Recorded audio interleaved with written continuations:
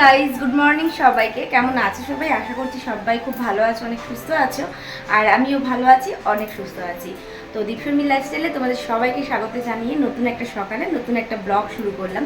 আর শ্বশুরবাড়িতে এসে সংসারের মধ্যে ইনভলভ হওয়ার হচ্ছে আমার প্রথম ব্লগ তোমাদের সাথে শেয়ার করছি। তো অনেকদিন বাবার বাড়িতে ছিলাম, তো এখন শ্বশুরবাড়িতে এসেছি। তো শ্বশুরবাড়িতে এসে আজকে ফার্স্ট তোমাদের সাথে সংসারের কাজকর্ম শেয়ার করব আজকের ব্লগে। তো ব্যাপারটা হচ্ছে গিয়ে যে আজকে না ঘুম থেকে অনেকটা লেট করে উঠে পড়েছি। মানে কালকে খুব গরম পড়েছিল আর অনেক রাতে শুয়েছিলাম। তো ঘুম থেকে উঠতে তো 8টা বেজে গেছিলো। তো কী বলবো, ঝটপট করে আমি বাসি কাজগুলো করেই তাড়াতাড়ি করে আমি আগেই রান্নাঘরে চলে এসেছি। তো দেখো আজকের ব্লগটা কিন্তু আমি রান্নাঘর থেকেই স্টার্ট করছি তোমাদেরকে সঙ্গে নিয়ে। তো চলো রান্নাঘরে এসে দেখো, ফার্স্ট অফ অল আমি ভাতটা বসিয়ে দিয়েছি। দেখো ভাতটা প্রায় হয়েই গেছে, দেখেছো? ভাতটা প্রায় হয়ে এসছে, ভাত বসিয়ে দিয়েছি। আর চলো বাদ বাকি কী রান্না করবো সবটাই তোমাদের সাথে শেয়ার করবো। এখনও অবধি ডিসিশন নিইনি কী রান্না করবো, কারণ আমরা কি শাশুড়ি মা বা শ্বশুরমশাই কিছুই করতে বলেনি। তবে তোমাদের দাদাভাই এখন বাজারে যাবে, বাজার থেকে আসুক, তারপর কী করবো তোমাদের সাথে শেয়ার করছি। তো চলো ব্লগটা কন্টিনিউ করো, সাথে থাকো। চলো, তো চলো বাজার থেকে তোমাদের দাদাভাই বাজার নিয়ে এসেছে আর মাছ এনেছে। তো কী মাছ এনেছে চলো দেখি। মনে হচ্ছে এটা রুই মাছই এনেছে।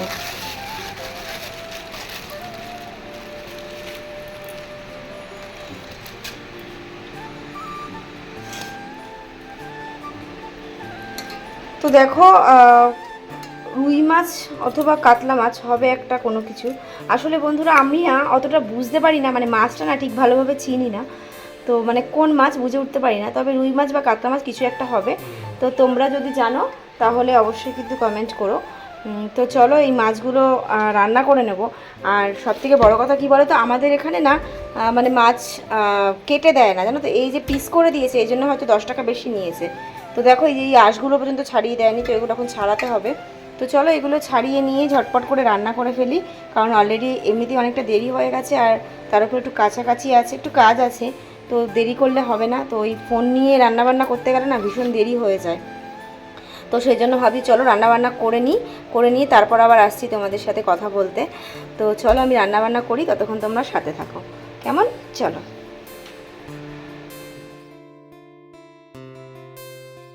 তো দেখো ফাইনালি আমি রান্না কমপ্লিট করে তারপর আবার তোমাদের সাথে অন ক্যামেরা আসলাম। আর দেখো আজকের মেনুতে রয়েছে হচ্ছে এটা হচ্ছে কুমড়ো শাক। তো তরকারি দিয়ে মানে সবজি দিয়ে কুমড়ো শাক রান্না হয়েছে।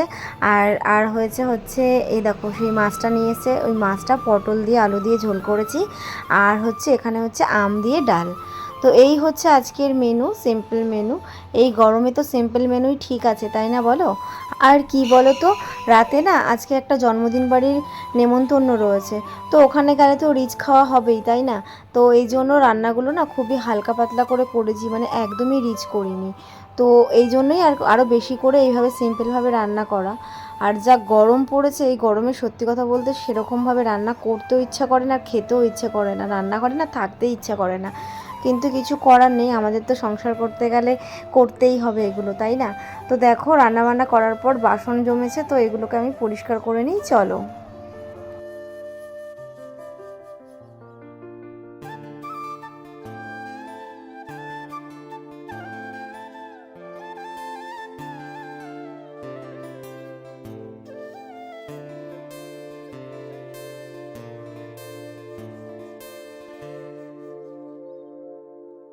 সকালেই তোমাদের সাথে শেয়ার করলাম যে কিছু জামা কাপড় রয়েছে, ওগুলোকে কাচতে হবে। মানে জানো তো, আমরা কোথাও যদি ঘুরতে যাই দেখবে কিছু না হোক জামা কাপড় কিন্তু অনেক ভজে। তবে আমার জামা কাপড় সেরকম নয়, তোমরা দেখতেই পারছো, সবই তোমাদের বেশিরভাগটাই দাদা ভাইয়ের। কি বলো তো, ওই যে আমি ছিলাম না 1 সপ্তাহ 10 দিন মতন, আর এর মধ্যে তোমাদের দাদা ভাই প্রচুর জামা কাপড় জমিয়ে ফেলেছে। তো সেগুলোকেই আর কি কাছাকাছি করে দিলাম। আর দেখেছো ছাদটার কি অবস্থা, ছাদটা একদিন ধরতে হবে, বাড়ি না থাকলে যেটা হয়। আর কি বলো তো, তার মধ্যে একদিন না ভীষণ ঝড় বৃষ্টি হয়ে গেছে, যার কারণে ছাদের অবস্থাটা আরও এরকম হয়ে গেছে। তো ছাদটা পরিষ্কার না করলে না মানে এই ছাদে আর যাওয়া যাবে না। তো দেখি এর মধ্যে একদিন ছাদটা ধরতে হবে। ওই যে সবসময় একটা কথা বলি, বাড়ির বউ বাড়িতে না থাকলে যা হয়, এগুলো হচ্ছে তার প্রমাণ। A few moments later.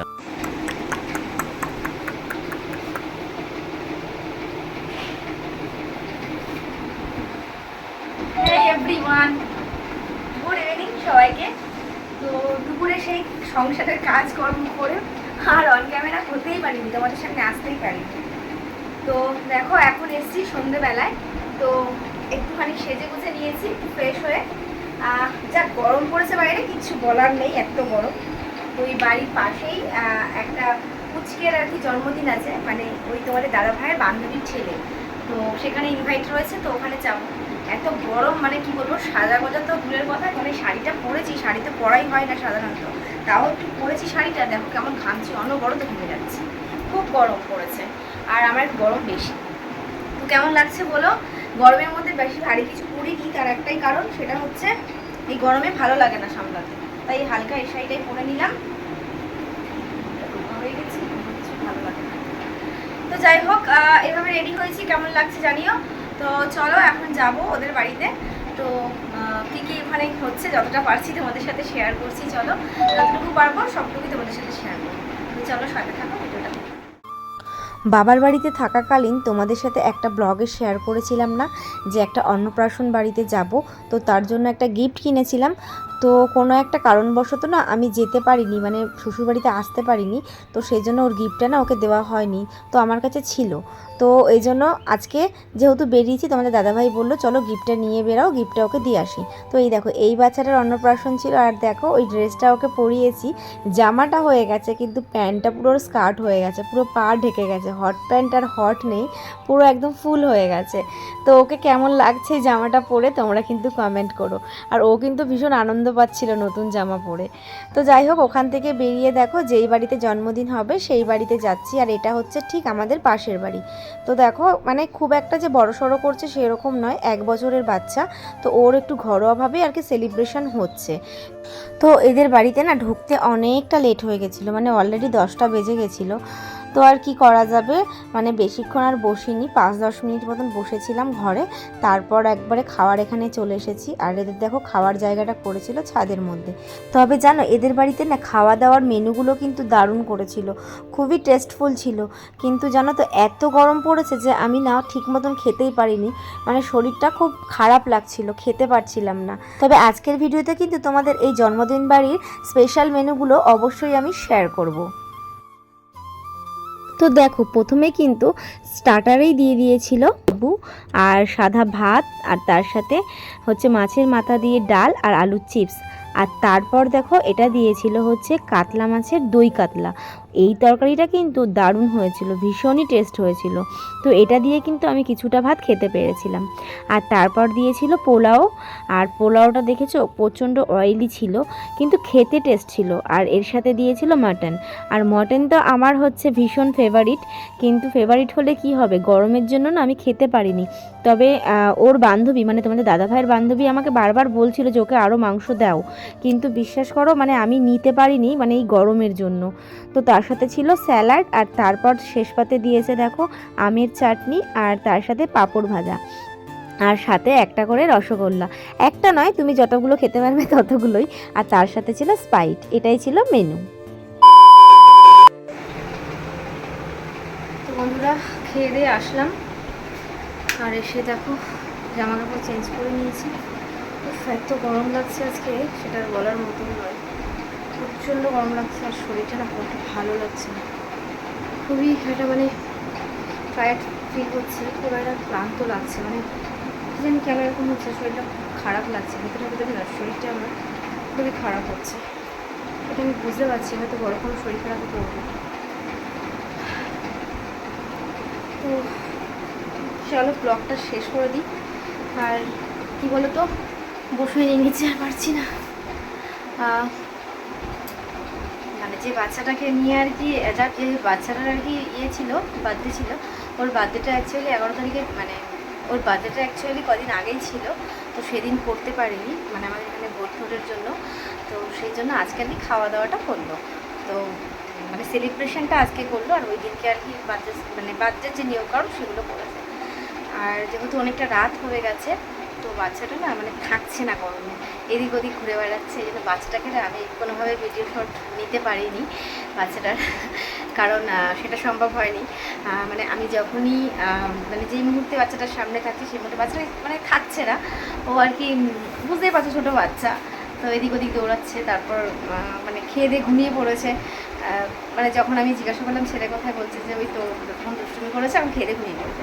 এই শেয়ার করতে পারলাম না, সরি।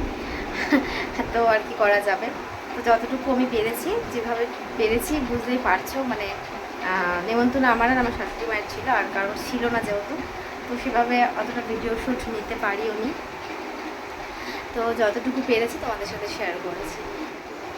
তো জানি না ব্লগটা কীরকম কী কতটা হয়েছে, এডিট করার পর আমি বুঝতে পারবো। তো যাই হোক, ব্লগটা এখানে শেষ করে দিচ্ছি। তো কী বলবো, ভালো লাগলে লাইক কমেন্ট শেয়ার করো ফ্রেন্ডস ফ্যামিলিদের সাথে। নতুন কেউ চলে আসলে অবশ্যই চ্যানেলটাকে সাবস্ক্রাইব করে পাশে থেকো, আর বেল আইকনটা কিন্তু অবশ্যই অন করো, ওটা অন করতে ভুলো না, কারণ তাহলে আমার নতুন নতুন ভিডিও নোটিফিকেশান পাবে ওটা অন করলে। তো নতুন নতুন ভিডিও নোটিফিকেশান পেতে অবশ্যই বেল আইকনটাকে অন করে দিও।